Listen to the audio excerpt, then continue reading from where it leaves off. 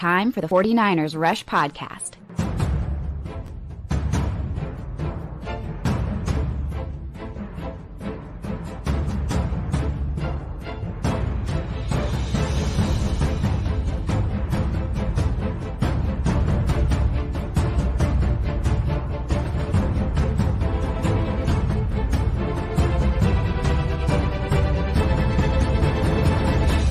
And here's your host, John Chapman.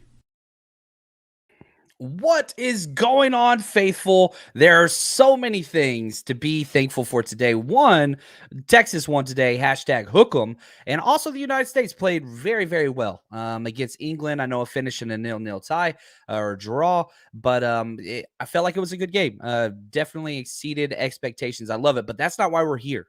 We are here for our flagship program of the week, our scouting report preview, bets of the week, predictions, all those different things. 49ers versus Saints. I love it. Love seeing all the #CCs, my countdown crew people. I love it. Get that in the chat. I love it. I love it. Now, here's what we got. And shout out to Coach Cruz, who helps put this together every week. He's a killer, man. He's just the best there is.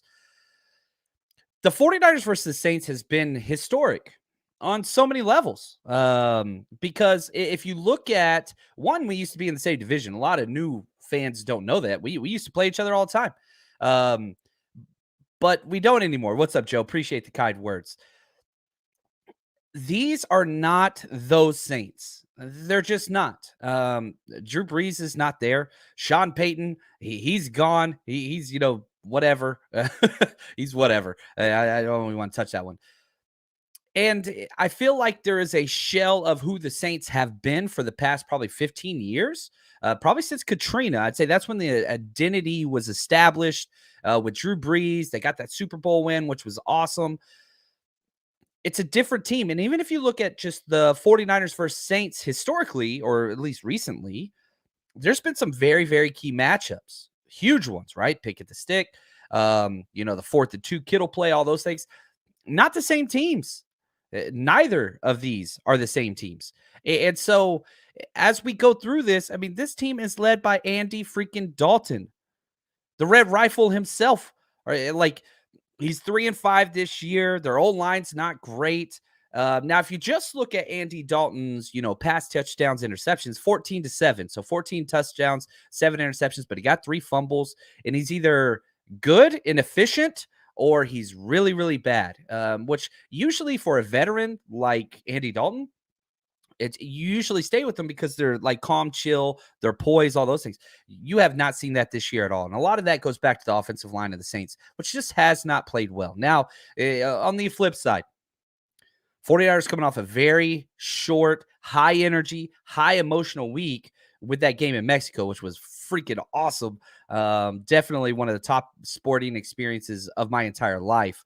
And I hopefully everybody else that went felt the same way. But it is a short week. You played Monday night, then you got to travel internationally. That wears you out too.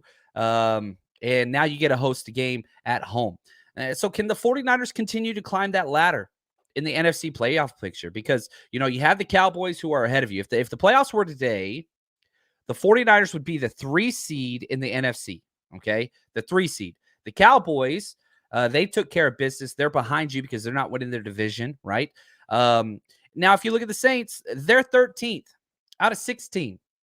13th out of 16. They're 4-7, but they're in probably one of the worst conferences in all of football, the NFC South. So the Tampa Bay Bucks are in first place there. They're 5-5. So from that standpoint, they're really a game and a half out of first place of their own division. Even though if you're looking at like the chances of an NFC South team making the wild card, pretty slim, extremely slim. I want to be honest with you because of what the NFC East is doing. So it looks like you'll probably get 2 wild cards out of the NFC East. You'll get 1 wild card out of the NFC West. I don't think there's going to be anything left for the NFC North or the NFC South because whenever they move to 7, right, there's 3 wild cards now. 7 teams get in for each side. 1 bye week if they're the number 1 overall seed. It's an uphill climb. So for the Saints, they got to win the division. It just seems that way, unless they win out. But if they win out, probably win their division. That's more likely than getting that 7th playoff seed. That's kind of where like these two narratives are. And Big Papa, shout out to Big Papa. What's up, man? He says, I believe this is where our culture takes over. It's very, very different. The culture right now in New Orleans is not a stable one. Yes, they did just beat the Rams. And let's take a step back. Let's go through exactly what the Saints have accomplished. Now, and again, if you haven't joined us with one of these before, we dive into everything. So we're going to dive in completely to the Saints offense, completely to the Saints defense. We'll do some bets. We'll do some predictions. We'll save all that stuff. But if we just look at what the Saints have accomplished on the scoreboard through these 11 games that they have played, okay, they started out, they beat the Falcons by 1, lost to the Bucs by 10, lost to the Panthers by 8, probably one of the worst losses, and that's a division loss. Lost to the Vikings by 3, beat Seattle by 7. By far their best kind of resume builder as a team this year, beat the Seahawks by 7. Lost to the Bengals by 4, not a bad loss. Lost to the Cardinals by 8, that's embarrassing. Beat the Raiders by 24, thank you, Saints. Lost the Ravens by 14, lost the Steelers by 10, and then just last week beat the Rams by 7. Now, if you look at a combined record, okay, what are their quality wins? The teams they beat, their combined record, 17-24. Not great. One quality win against a winning team, that's the Seattle Seahawks. That was it. They beat them by 7, and that was, first half of the season. So it's been a while. It's been what, 1, 2, 3, 4, 5, 6. Yeah, it almost been 6 weeks since that's taken place. Now, if we just look from a scoring standpoint, we'll dive into each one of these independently. The Saints are 27th in points allowed. They're allowing 24.3 points per game. Now, we have dialogue. We've talked about this a lot this week, that if the 49ers just scored 20 points a game, they would be 8-2. They would have lost 2 games this year. So if you look at that from the Saints standpoint, they're allowing every single team they play to average over 24 points a game. Not looking great. Now, if you look at points scored, they're 10th. Despite having Andy Dalton back there, their offense has put up pretty consistent numbers. They're 10th in points scored, 22 points per game. Which is it's decent. It's decent. It keeps you in a lot of games, and they've got star power. If you look up and down in the names, Alvin Kamara is one of the most recognizable names and faces and jerseys in the NFL. He's great. Chris Olave, probably rookie of the year, offensive rookie of the year. I would give it to him over anybody else just because he's been so consistent. So they've got things there that make you want to say, like, all right, because here's the question that I get the most. Is this a trap game? Is this a trap game? Is this a trap game? Well, listen to Kyle Shanahan talk about that. I always do. I think what helps is the tape. New Orleans is a very good team. I don't have to make that up. You just got to turn the tape on and watch it. And but I do think always it was a lot of energy last week. You got to be aware of that. It is usually traveling. It was, just getting back as late as we did. You always got to throw in, which we do every year, the deal with Thanksgiving, which doesn't change up much, but a lot of those guys have family members at home who are on their vacation. And so I got to remind some of these young guys that it's their vacation. This is your job, so don't feel guilty when you don't hang out with your uncle late at night. You can hang out with him on Sunday night. He's just chilling, doesn't have stuff to do. But you don't come to his job and yell at him to come home early and hang out with you. So sometimes you got to explain that stuff to young guys, which I've seen affect some people. So you bring that stuff up, all this stuff this week, and I think we got a mature group. They understand the deal, but we are working to get our bodies back. And so I don't know. I think there's a lot there about this idea of a quote-unquote trap game, right? The 49ers' toughest 3-game stretch is right around the corner after this game. With Miami, which we're going to be at, which is going to be fun. Then you've got the Bucs, who are in first place, Tom Brady, all that kind of stuff. And then you've got the Seattle Seahawks on Thursday night, which will be there as well for that one. And Nick, man, shout out to my good friend Nick. Always good to see you in the chat, brother. Absolutely, Johnny said Saints have some good players, but Andy Dalton shouldn't beat this team. Not the way that they've been playing, especially second half of games when we're at home. And Tommy, shout out to my man Tommy. The Saints are 1-3 on the road. playing in the Superdome is a gigantic advantage. So whenever you leave the comfort of the South, indoors, all those things, it changes. It changes. It really, really does. Oh, what's up? We got Eggy. He says university exams next week here in the Netherlands. But who needs to study if you got Professor Chapman teaching some facts? What's up, man? I'll take that. I doubt I could help you on your exam though. So if you want to put down the Saints have a 1-3 road record and get credit for it, that goes to Mr. Tommy himself, which I like. Now let's look at a snap by snap analysis of both these teams. Pro Football Focus does a great job as far as what the positives and negatives on a per snap basis. Okay, the Saints overall as a team, they rank 18th out of 32. 49ers, 4th. Offense, Saints overall 14th out of 32. 49ers, 10th. Defense, Saints 23rd. 49ers, 3rd. Special teams, the only statistical advantage for the Saints, 14th. 49ers, 29th. Back-to-back weeks, baby. We have moved up one spot. We were 32nd, then we were 31st. Now we're 29th. Sky's the limit. Who knows? By the end of the year, we might be 26th. Whew. I'm being facetious, sadly. It hurts. It hurts. And, whenever you look at the Saints, again, I grew up Dallas, Fort Worth, predominantly most of my life. I'm with you, Anthony. Anthony says, I live in South Mississippi and from Louisiana. Everybody in my family are Saints fans. Yeah, that was huge. It was the Cowboys predominantly everywhere. After Katrina, a lot of families had to move because they lost everything, which was heartbreaking. The Saints were by far the number 2 most active fan base in the Dallas-Fort Worth metropolitan area. Their fans are for real. I respect their fan base big time. So I think that's important. And yeah, this game means a lot to a lot of Niners fans. As I said, we used to play them in division. There's a lot of animosity between these two fan bases. Now, maybe it's been stifled the past 15 years, but there's a lot there. And their new head coach, Dennis Allen, let's be real, used to coach the Raiders. There's no love lost here. Do not like Dennis Allen. Don't like him. Has he been good? No, he's 12-35. This is his second time as a head coach, right? With the Raiders, he went 4-12, and then they fired him after going 0-4 in his second year. And so, I don't know. I'm not a Dennis Allen guy. I think that he does call fun blitzes. Whenever I was watching the film on them, it's just fire zone. They never really bring more than 4 people. We'll detail that, but it's creative the way that they bring 4 people. I think that's kind of interesting. Now, let's talk injuries, okay, right off the bat. And before we do so, let's go back to Kyle. Because this is such a weird week, he kind of detailed what the plan was. How they wanted to handle everything. We'll talk about some Armstead. We'll go through our entries. We'll go through theirs. But this is Kyle's plan for this weird short week during Thanksgiving. It's just international Monday game. It's just weird. And we've already dialed it back by pushing this day way back. And we got in at like 6:15 on Tuesday, sorry.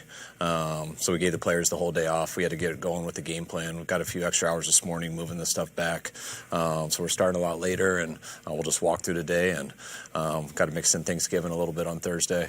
So we'll dial some things back for that also. Yeah, I think that's what's important. And so, you've got to take care of all of your people, right? All that kind of different stuff. And you've got to make sure your people are good. So, a couple things. Debo practiced today. He's going to be fine. I know there was the thing about the hamstring. I'm telling you right now, Debo is not even, I don't think Debo's going to be on the injury report. I think he's going to be fine. I think they kind of gave him a rest day, might have tweaked something, just whatever. I think he's just fine. I'm not too worried about him. Also, Eric Armstead, we got positive and negative news. I targeted this week as the week for Armstead to come back. They came out and they said Armstead's not playing. Okay. Armstead's out this week, but he did return to practice today. So it does seem like they're holding him for that Miami game, giving him one more week. No need to rush it. And it's funny because with every single win, it makes it that less imperative to rush anybody back, which the 49ers have done several times under this coaching regime. So these wins kind of insulate you and say, you know what? Armstead, I know that you probably could go. We're going to pump the brakes on a little bit. Okay, we're going to keep it light. We're going to keep it light. Samson, he's questionable. And a little bit. I don't want to get off on this tangent. I don't want this to hijack the conversation or the show today. But Trey Lance, put out a little bit of a workout video of him doing some plyometric deals on, bilaterally on both feet, which was really, really nice. Seems to be walking around fine without crutches. Great news. That's not the focus of this show. However, I do want to put that out there as a positive for the 49ers future. We'll have all offseason to debate all kinds of different stuff between quarterback position, whatever. But Trey being healthy and progressing on schedule or perhaps ahead of schedule is great news. It's great news. Now, let's talk about the other side of the ball. Injuries, I feel like they're always huge on our side, but they're big on their side too. Tommy says the Saints are getting back some key defensive players back. Yes, they are. Their cornerback, Bradley Roby, just got designated to return from IR on Wednesday. Not sure if he'll play, but some players got ruled out. So it's not like these are the players that have been ruled out, according to Matt Mayoko. JT Gray, the safety, is out with a hamstring. Peyton Turner, their first-round pick from last year, defensive end, he's out. Linebacker Pete Werner with an ankle. He's basically their Dre Greenlaw, hell of a player. Questionable. Defensive end Marcus Davenport. Defensive end Cameron Jordan with an eye. I'm pretty sure he's going to play, but they fractured his eye socket or some craziness. Marshawn Lattimore, their cornerback, he's got an abdomen strain. I think he's going to play. Guard Andrus Pete, triceps, I think he's going to play. And Mark Ingram, knee. All those are questionable. I consider almost all of them are going to play. That's just the way I would handle it. That's just the way I see it. And so, we'll have to see how it goes. But the injuries are interesting because both sides are banged up. And I'll say this. The 49ers are a healthier team. The 49ers are a healthier team than the Saints. That's crazy to say. And if you look at kind of all the different, injuries that they got on IR, Michael Thomas, okay, Deontay Hardy, another wide receiver, Chase Henson, Trevor Penning, their first-round pick this year, Eric McCoy, their starting center. They've got a lot of guys out. So I really do think that the 49ers have the advantage. One, they're home, and I think they're way more healthy. Which, I don't know. It's weird. It's weird territory. We're not used to this. When was the last time the 49ers were healthier than anybody? And I think we've had consecutive weeks where the 49ers are the healthier team.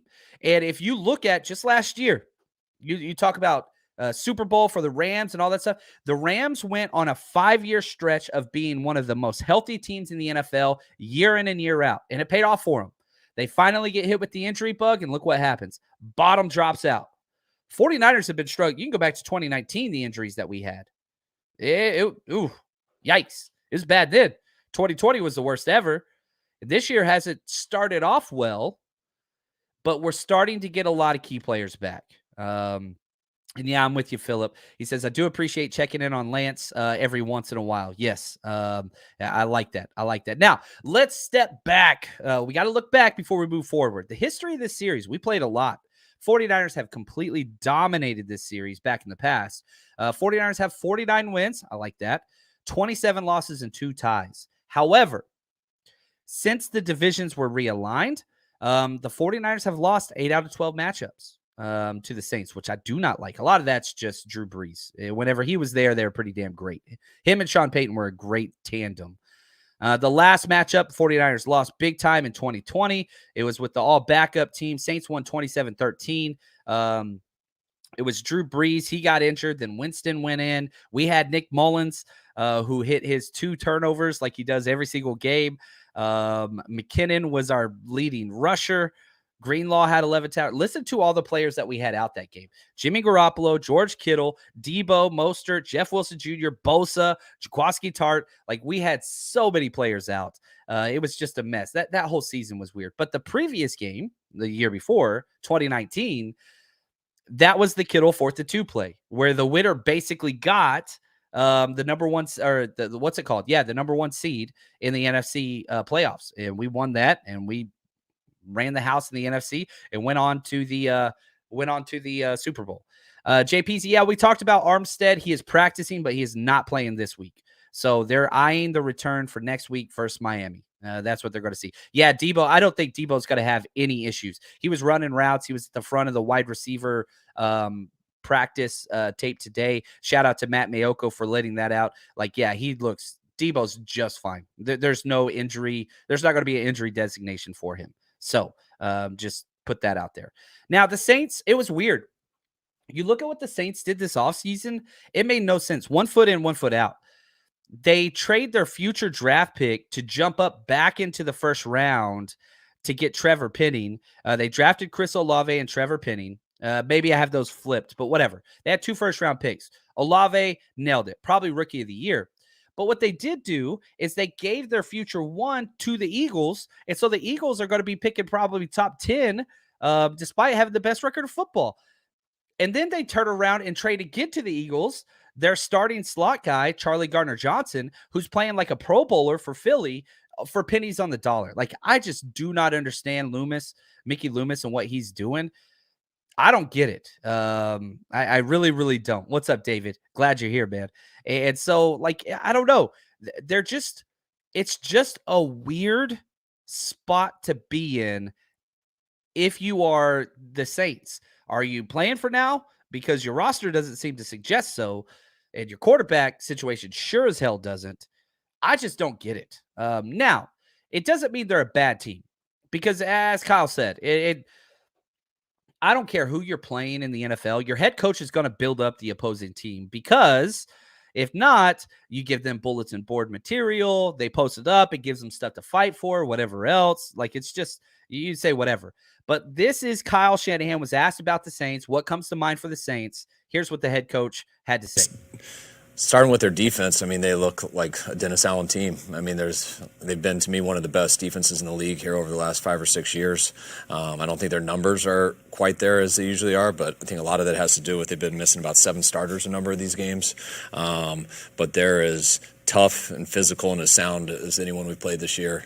Offensively, I mean, starting with Kamara, Taysom Hill, I mean, those 2 guys right there account for, I think, like half their explosives, half their touchdowns. Andy Dalton's guy I have a lot of respect for. They've lost some close games. They've had some very unfortunate injuries.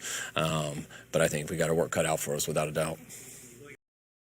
It's a lot. And, you know, I like what he said. And I want to start, too, kind of like how he did. Because if you want to know who the Saints are, you have to start on the defensive side of the ball. That's who they are. That's where their draft capital has been invested. That's where their star power is. That is their identity. Okay. Which that's fine, because it doesn't match up well. The NFL is a matchup league. It does not match up well with what the 49ers are hoping to accomplish. Every single team in the NFL builds their roster to win their division. They don't build their roster to beat the 49ers unless they're in the 49ers division. And most of those teams, it hasn't worked out very well either. But let's go through the good and the bad. Remember, there's 32 teams in the NFL, so all these ranks are out of 32, correct? Red zone percentage. And I think this is probably where the Saints hang their hat. They are 5th in the NFL in red zone percentage, meaning 31 teams have got inside the 20, and they've only come away with 15 touchdowns. So that is 5th best, top 5. That's kind of where they're at. Now, the 49ers have struggled with that, not the last couple weeks, but throughout the season they have, and that's going to be their key. So if you just look at what the game plan is for the Saints defensively, when the 49ers get into the red zone, make them settle for field goals. Philip, want to say thank you for the super chat. He says, thumbs up, y'all. I love it, man. Always great to see Phil in the chat. He is awesome. I'm getting phone call from random people. I do not want more car warranty. Leave me alone. All right. Now, Saints defense, 19th in rushing touchdowns allowed, below average. They've only forced 7 turnovers as a defense, which is very, very bad. They forced 0 turnovers on defense 3 consecutive games. You're going to beat the 49ers. There's a few ways to do it. Number one, you got to force turnovers. You just have to. We're too explosive. And if you look at the team completely, the Saints, offense, defense mixed, they're -12 in the turnover category through 11 games. They are basically spotting every single team 1 turnover every single game. That's why the record's what it is. Yards wise and all this stuff, like they're all right. They're fine. But when turnovers change everything. And that's kind of been the issue. That's been the issue with this team. Look offensively, just real quick, just to put this into perspective, 14 fumbles lost by the Saints offense, 12 interceptions. That's a season's worth. They are giving the ball away. That's going to happen whenever you pay Jameis Winston money. And then you bring in Andy Dalton, and he started turning the ball over a lot too. 8th in pass yards, 12th in yards allowed, 8th in yards per pass, 12th in third down percentage, all top average, right? Above 16. So all that's good. However, we saw this last week versus the Arizona Cardinals. How are the 49ers built? Yards after the catch, running game. Well, the Saints defense is 23rd out of 32 teams in yards per rush allowed, 4.6. You mean to tell me the 49ers are going to get 5 yards per rush? You lose that game. The Saints lose that game if they don't fix that. 15th in defensive DVOA, they are average, and they're 12th in first downs allowed. Again, things that stood out to me, good that the Saints do well. Red zone percentage, they're very, very good at that. And yards, okay? They don't give up a lot of yards through the air. Things they're really bad at, stopping the run and no turnovers. That is the 49ers' entire MO. Modus operandi. Run the ball, don't turn the ball over, right? So again, I say it all the time. NFL's a matchup league. And the way they're built and the way the 49ers are built, it's not where it should be. It's not looking fair, which I don't care about fairness. It's funny. I would rather my kids drop like the F-bomb or like cuss or whatever else than to say that's not fair. I cannot handle that. I'll lose my mind. My kid says that's not fair. And I always tell them the same thing. Of course, that life ain't fair. Look at me, then look at you. I'm beautiful. You are not. So move on with it, man. So sorry, I should have said that. What's up, Shot J? He says, like, subscribe, Patreon. I love it. He's rock climbing. Dude, be safe out there, man. I know you're a giant beast. Take care of yourself, man. I love it. I love it. Big Papa, I want to get back to this question about Taysom Hill. So I'm just going to star that. We'll come back to that, okay? Because I want to talk about that when we're on the offense. Now, if we look at the defensive strengths personnel-wise, I have to say Cameron Jordan, who's questionable with an eye issue, he's my favorite defensive player that's not a 49er or hasn't been. I love DeForest Buckner, but I love Cameron Jordan. I think that he is still, even though he's 33, he's long in the tooth, gray beard, all that stuff, whatever. He's one of the best two-way players, defensive lineman, meaning versus the run, versus the pass. He's just so damn good. I think borderline Hall of Fame player. He never got the accolades that he needed, but just been so freaking consistent. He is awesome. Curtis Granderson, opposite him, even though he's been rotating in and out with Davenport and Peyton Turner, he's done really well. Rated 19th out of 116 players by Pro Football Focus. And linebacker. We're going to get a clinic, guys. Obviously, the 49ers linebackers are the best in the business, but if you're talking about best linebackers in the NFL and somebody does not bring up Demario Davis, they don't know what the hell they're talking about, or they just don't watch enough football. Demario Davis is incredible. From run support to in the passing game to blitzing the quarterback, he does it all. He's currently ranked 5th out of 82 linebackers on Pro Football Focus. He's just really good. He leads the team in sacks with 6.5. He is everywhere. He's the heart and soul of that defense. Demario Davis. Whenever they're out there, I'm watching one of two players, Demario Davis and Cameron Jordan. That's what I want to see, because we get spoiled. And again, watching, Greenlaw, Aziz, and Warner, we're spoiled. We're spoiled. To judge, how great, I call Fred linebacker 1 because I think he's the best in the NFL. It's nice to go up against teams like the Saints with Demario Davis to see. It's a measuring scale, right? Where's Fred? Where is Fred? Where's Demario? And trust me, it matters to them. This is a game they both had circled because they both consider themselves the best, and probably rightfully so. I'm not going to tell anybody who's right or wrong. They're that damn good. So keep an eye on Demario Davis because he's a hell of a player. Tyrann Mathieu, he is explosive for both teams. He has mistakes every single game, but then he makes, several different explosive plays that most safeties don't make. So kind of fit that into whatever it is. Their secondary has been really, really bad. Marshawn Lattimore, if he's coming back, Bradley Roby, if he's coming back, that helps a lot. Their safeties are rough, which doesn't even make sense because you traded away. Marcus May's been all right, but like you traded away Charlie Gardner Johnson. You also lost Marcus Williams, who I thought was better than Marcus May, but whatever. I just don't know what the hell they're doing. Blitzes, they don't blitz. Listen to their number of blitzes. First, the Rams last week, 5 blitzes. Pittsburgh the week before, 5 blitzes. Baltimore the week before that, 6 blitzes. They're consistent. They do not blitz often. They fire zone a lot, which means you'll bring a linebacker like Demario Davis, who leads the team in sacks, and then you'll drop a D end or a D tackle or whatever. So you're still just bringing 4. It's just you don't know which 4 are coming. And so their whole identity is we're going to confuse your linemen, try to mess up your numbers, get the statistical advantage by dropping 7, bringing 4, hoping you make a mistake. That's their whole idea. They want to confuse the quarterback. Now, luckily for us, Jimmy G's been really, really good. He's been able to spot his hot route reads. He's been able to get the ball out quick, and he's even manipulated the pocket a few times to extend plays. Look at that Kittle touchdown in Mexico. That was just freaking fire. So I don't know. I feel very confident about the 49ers going against the Saints defense. I really, really do. I don't. It's hard for me to find. Okay, so whenever I do this, I always try to find these little areas or matchups where I can say, okay, this is where things could go bad, right? If the question or that I always use is if I could come back in my DeLorean, my time machine, and say the 49ers lose this game, why did the 49ers win this game? Well, if I look at it defensively, Saints defensively, like what do they got to do? They got to force turnovers. They're the worst in the NFL at it. They've got to blitz. They never blitz. It's just difficult to find the area in which they're going to succeed against this offense.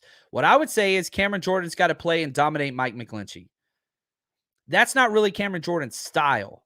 Like you got guys like TJ Watt that just like bulldoze and disrupt and cause problems. That's not really Cameron Jordan's thing.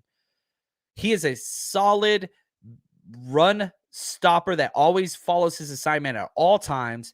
And whenever it's an obvious pass, he can get back there. But it's just a different style.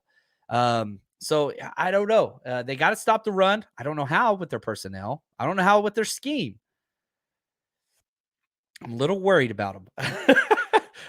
I'm a little worried about them. Now, the crowd. I want to talk about this. And, I don't think I played this last time, but I've got to give a shout out and talk about this 49ers Rush road trip. And I love the word when Kyle was asked about Mexico. I'm keeping this clip forever because I don't know. I kind of take it personal. I know that I'm not responsible in any way, shape, or form, but I feel it. And I think you should feel this too. When Kyle was asked about what it was like playing in Mexico. That after the game, and when we entered the stadium, it felt like a Super Bowl because we got in there late at night. Everything was roped off, but the lobby was packed, and there was everyone going and yelling. And I could tell we got in pretty late. The game was the next day, and right when we did, I could feel our players were into it. And we had our team meeting right after, and that kind of started it off. And it only got better until we left. So that was real cool. It was electric. And, as somebody, I think we've done 7 games so far. If you count the draft, 8 road trips so far. We're not doing this week against the Saints, but we are doing the following week against Miami. And again, we're not only doing it by ourselves. The night before party, we're going to have the legend John Taylor and Eric Wright. We are going to be out at the Mission Peak Sportsplex, out in Fremont, California. And so, again, head to 49ersrushroadtrip.com. Get to meet the legends. We're going to have a great time. It's going to be a blast. And then we're going to be tailgating in the Blue Lot the day of the game. Again, those all you can eat, all you can drink, tacos, beers, White Claws, whatever it is you want. We got you. We're going to be partying together. I saw Sin in the chat. She said she's coming out, which makes me so happy. She's one of my favorite people ever. But yeah, come party with us. We still got tickets available. 49ersrushroadtrip.com. We also have tickets up for Seattle. where we are going to be partying right across the street the day of the game and just walk to the stadium and freaking dominate this division, go 5-0 in the NFC West. And we're also doing the Raiders game where we're going to do a day party the day before. We're not competing with the New Year's Eve night crowd, but we're going to do a day party at kind of a brewery type spot, which is going to be fun during the day. Then you go do your festivities, and then we're going to do a tailgate right by the stadium so that you can party with us, walk to the stadium, watch the 49ers beat the Raiders. It's going to be freaking awesome. So excited. So 49ersrushroadtrip.com. It's been a crazy year. With Mexico behind us, I kind of feel like, all right, we kind of made it. You know what I mean? Like, that was such a big challenge logistically, but we got to take it care of. And I feel very, very confident with what we were able to provide. Hopefully people had a good time with that. All right, here we go. Let's get down to the Saints offense. Okay. Here we go. 31st out of 32 teams in interceptions thrown. Oh, that's really bad. Which is nice because if you look at the 49ers, last year and all of 2021, they had 9 interceptions on the year. That's it. The whole entire year, which was very, very low. Guess how many interceptions they have now? 9. No, that was not my German. We have 9 interceptions. We've already met what we hit last year. The 49ers are, in fact, 8th in the NFL in interceptions. I love it. One of the bets I wanted to do was that Andy Dalton throws at least 1 interception, but the payout on it is just so low. I think you like for every 5 you bet, you get back like 250. And I was like, man, I want to bet it, but the payout just wasn't worth it. Juice not worth the squeeze, as they say in the South. Anyway, I'm sorry. I won't do that to you guys anymore. Now, on top of the interceptions, which they're second to worst in the NFL in, they've got 6 fumbles lost by the quarterbacks. They turn the ball over. They do not protect it at all. However, versus the Rams last week, one of the worst teams in the NFL, 0 turnovers. So they protected the ball. They won by 7 against a terrible team. And I think that's the clearest indication of this story of the Saints that I can come up with. They have to play a terrible team in the Rams. They have to protect the ball the entire time, and they can win by 7. These two teams are not the same. Now, any given Sunday always applies. I'm not trying to go, whatever. Like that is a reality that the Saints can beat the 49ers 100%. I'm not saying that this is a lock or whatever else. That's not what I'm trying to approach this as. Again, my entire philosophy goes back to whenever I coached. And we had our scouting report sheets that we would hand to our scouts, and we'd say, go watch this team, come back. We want to know all these things. Best players on offense, best players on defense, what they're good at, what they're bad at, where are they susceptible, all those things. So whenever I go through these, and again, shout out to Coach Cruz, I'm looking at it, trying to find a way, kind of self-scout the 49ers. How does this team beat the 49ers? And I struggle because, again, whenever I see that they are second to worst in the entire NFL with protecting the ball, what the hell? You turn the ball over against this 49ers defense, it's over. It's over. They will eat your lunch. You get behind 2 scores against this 49ers defense, it's over. With the pass rush and all those things, the strengths of the Saints team do not match up well with the strengths of the 49ers team, or better said, the weaknesses of the Saints team did not match up well, really with anything that the 49ers bring. Now, I will say this, they do throw the ball well. 5th in touchdown passes, 19. None of them are deep, though. 19th in third downs, below average. 11th in red zone. When they get in, they make it count. That's all Kamara and Olave. 10th in total yards. We've got 7th in passing yards, 15th in points, 15th in rush yards, 23rd offensive DVOA. It's just not good. Oh, man, look at this. 49ers George 365, the executive producer of this show. And shout out to you and your wife, Barbara. Amazing human beings. Thank you for the gift and your generosity as always, my friend. He says, 49ers Rush Road Trip, Mexico City was the best road game experience I ever had. Thanks for putting all the hard work, making memorable experiences for every man's 49ers fan. I love it, dude. And George won our trivia one of the nights. He got a George Kittle jersey, which was so cool. But, man, it was an awesome time. I think we had 135, 140 people come with us game day on the buses and the party and all that stuff. It was cool, man. And I feel bad. I'm so terrible at this. I have pictures, I have videos. I haven't loaded them. I got to get that taken care of. This week's been a little hectic with Thanksgiving. It's been really good. Hopefully everybody had a good Thanksgiving. But, man, shout out to 49ers George. He's just the best there is, man. Such a good dude. He is the absolute man. He's an educator. His wife's an educator. They're just good people. And the connections it was cool watching everybody else meet and everybody else hang out. That was what was so cool about it. So thank you so much, my friend. Really do appreciate that. Now, if we look at the Saints offense and the stars, right? What did Kyle Shanahan say about trap game? It's like, well, if you look at their team, the film shows they're good. The names, the star power show they're good. Chris Olave is unbelievable. He's the 9th highest rated Pro Football Focus player, wide receiver. If you just look at him statistically, like he's having a damn good year. He's got 51 catches, 760 yards, and 3 touchdowns. He's got more yards than Brandon Ayuk does for us as a rookie. Now, Michael Thomas has been out. Jarvis Landry has been out. I get that. But Olave has been consistent. He's been really, really good. So, he is a baller. Andy Dalton, efficient. He's basically exactly what we saw in Colt McCoy. There's no difference. Slightly mobile. He's a little bit bigger bodied. Not as fast as Colt McCoy. Maybe a little bit stronger arm. But it's what it is. Pass game solid, but they haven't played anybody like us. You look back at the teams that they have played against, defensive line wise. Rams, no. Steelers are great defense, but they're not like ours. It's a completely different philosophy, whatever else. It's just not there. Raiders, Cardinals, Bengals, Seahawks, Vikings, Panthers, Bucks. Yeah, Bucks were pretty good, and they only scored 10 points against them, right? Bucks would be the closest thing to us, and they got 10 points. It doesn't match up.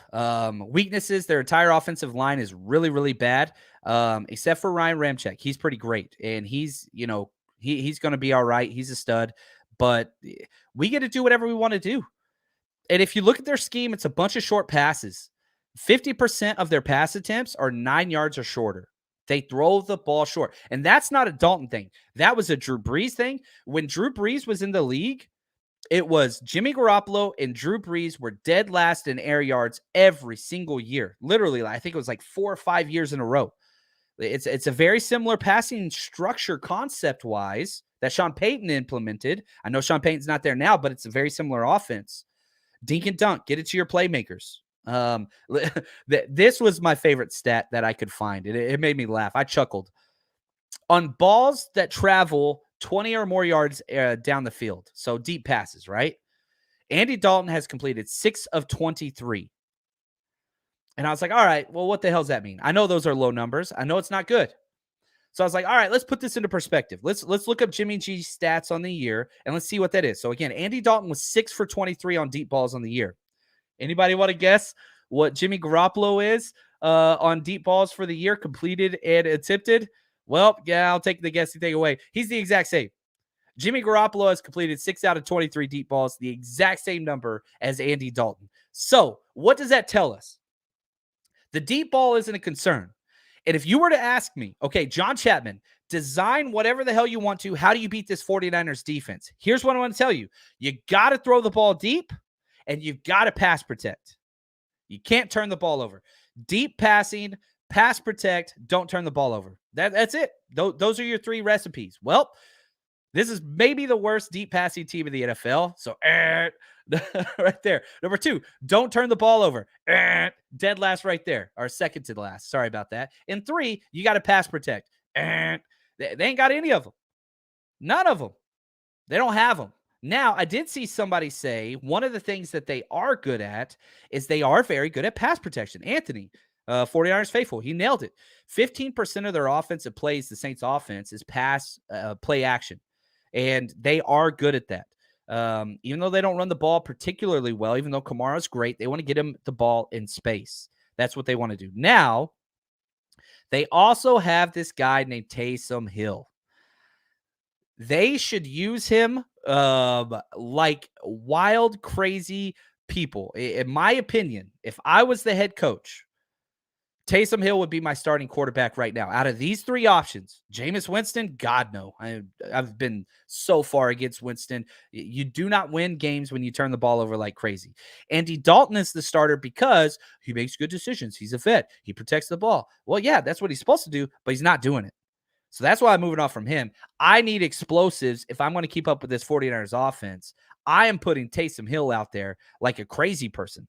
I'm just going to roll the dice with this guy because at least I have a puncher's chance if he's out there.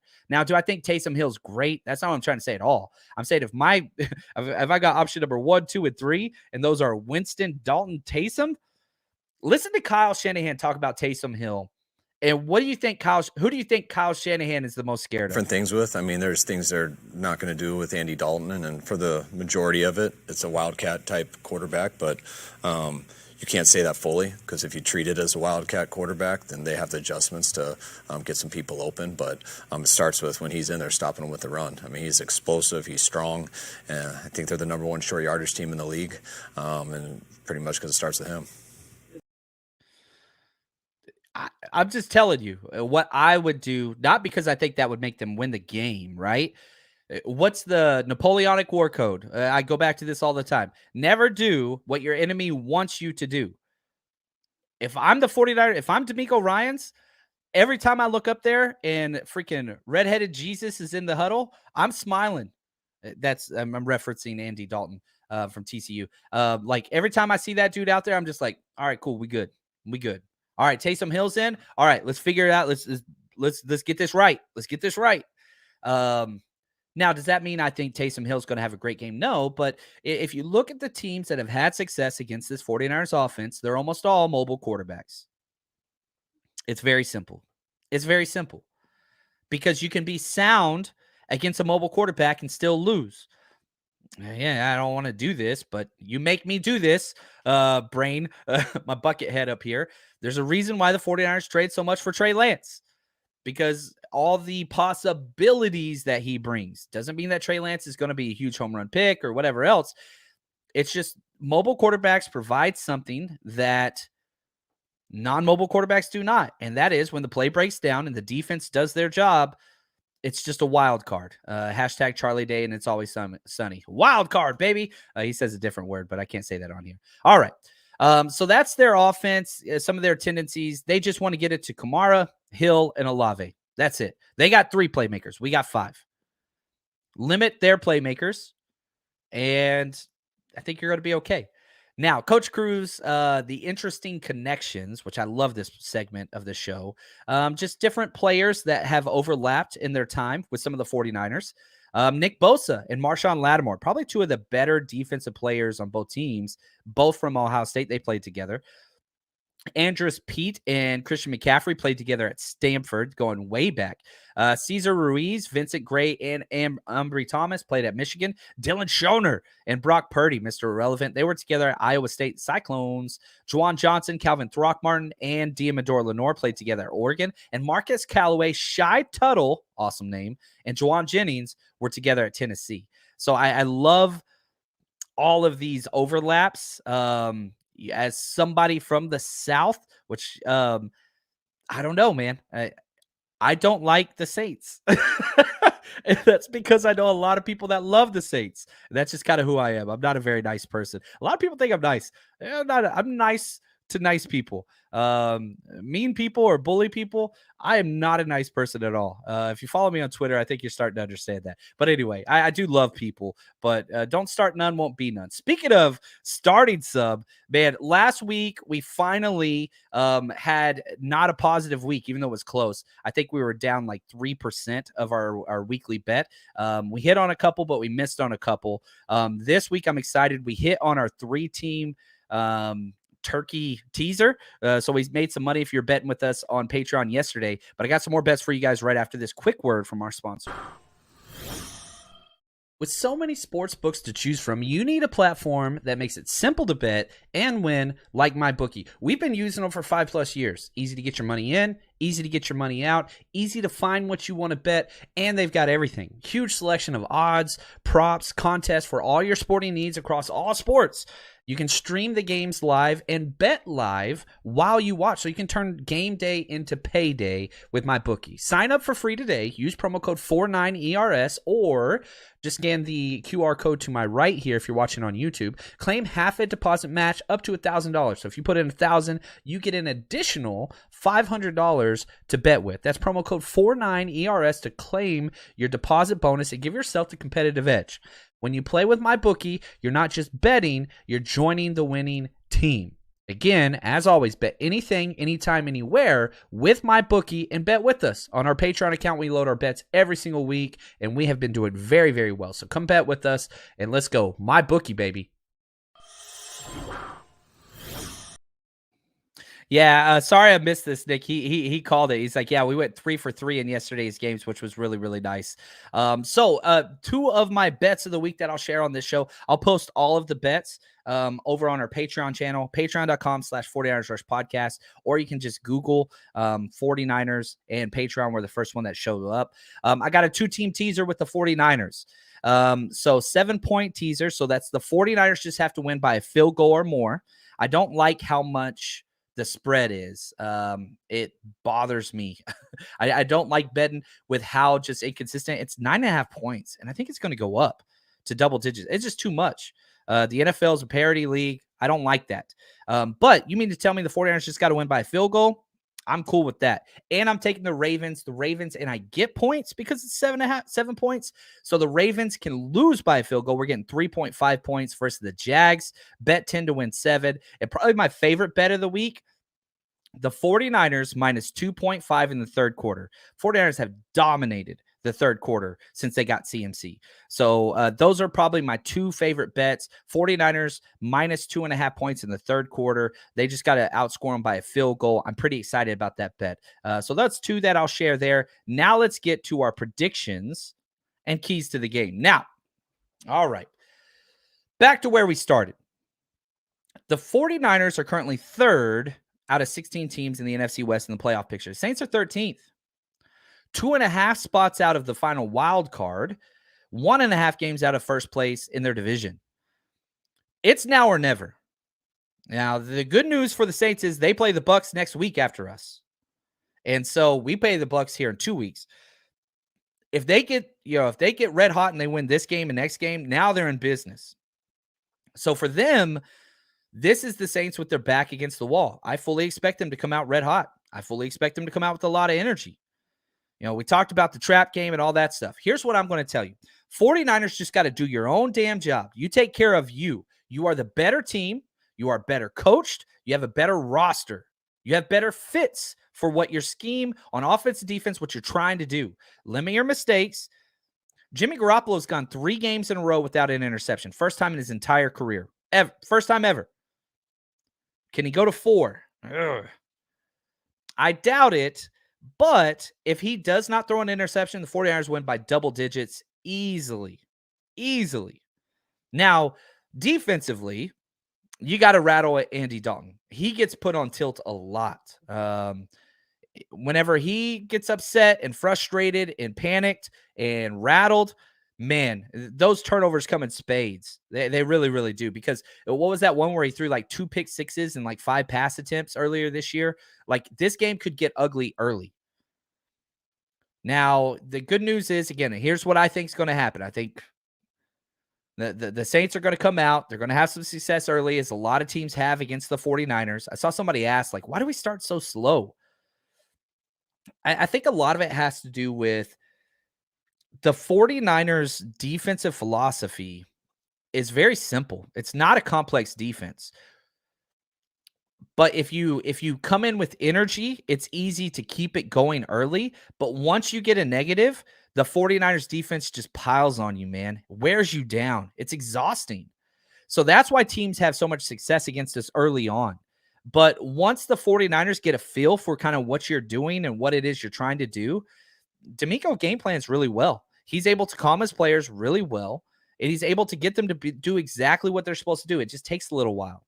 3 consecutive games with no points in the second half. I expect more of the same. And so it might be close. I don't think we'll be down at halftime, but I think it'll be a closer game in the first and second quarter. And I think the 49ers just eventually pull away. They're running the ball against a team that cannot stop the run. That's what it is. Now, Taysom Hill and Kamara, who's sick, those are wild cards. And if they get those explosive plays, then this game could come down to the fourth quarter. But I just can't see them beating us throwing the ball deep, which is what you have to do to beat the 49ers consistently. So 49ers, you just run the ball. Just run the ball. Elijah Mitchell, CMC, Debo. Just stay with it. This game, despite being a short week,